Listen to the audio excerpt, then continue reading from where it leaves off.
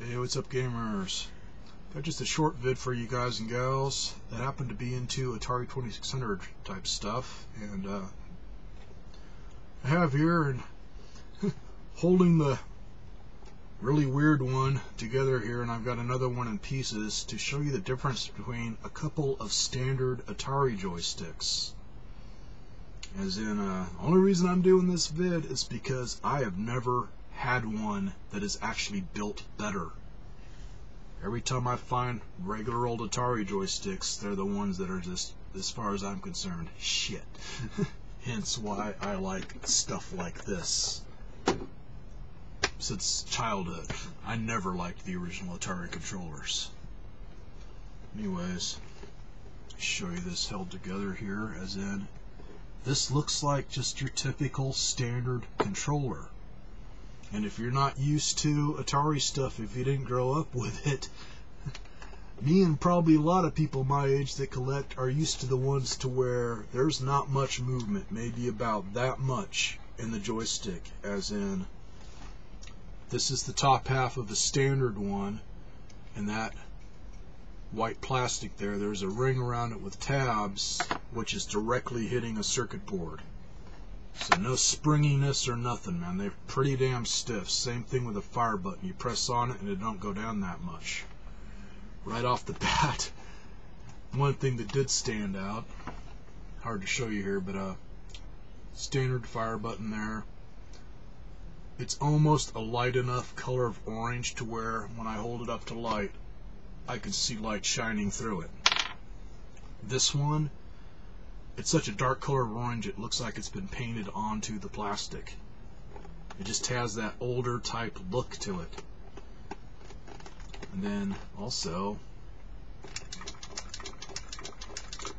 a lot of movement in the joystick, like they should be. I mean, awful lot of movement, and you hear that clicking sound, totally different on the inside. This is basically the standard circuit board for an Atari joystick controller, and like I say, it's just plastic directly onto the little metal tabs there.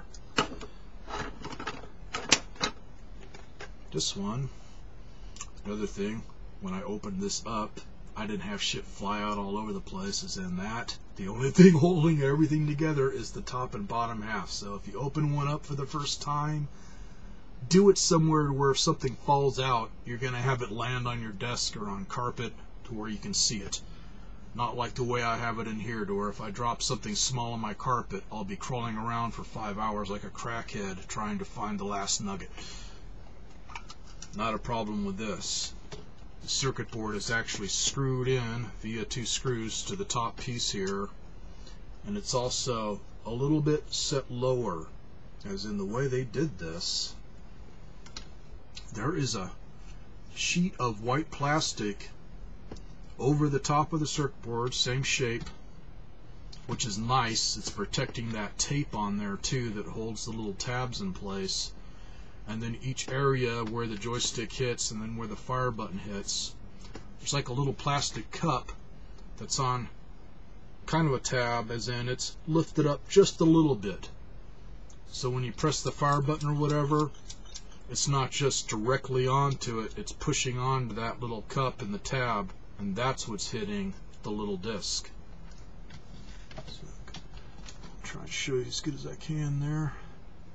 I recommend blowing up your screen full size, and you can see that there's springs that are visible from the joystick going down on that, as in, that's why it's got so much movement.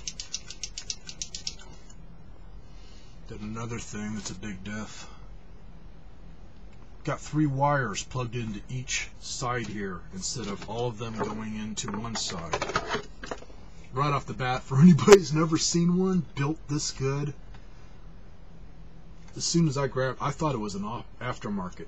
I mean, just for the fact that I have never had one like this. I right off the bat thought it was aftermarket, but it says Atari on the plug, so it's official.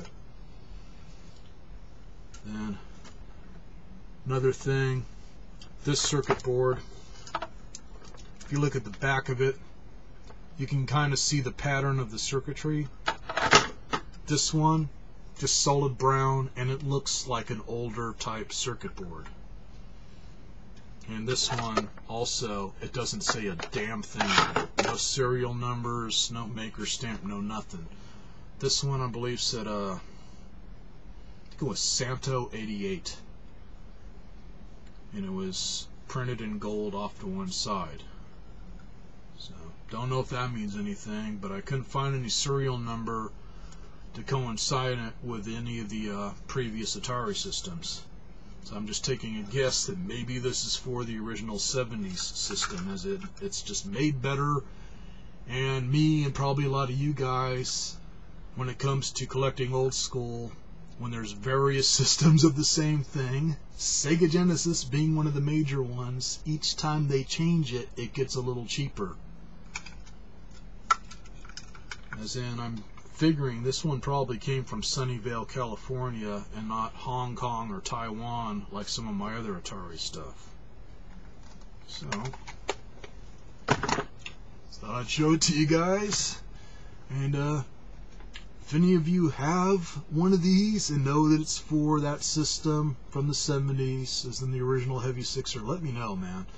Because I'm going to start looking it up and see if I can find one. Otherwise, I have no clue.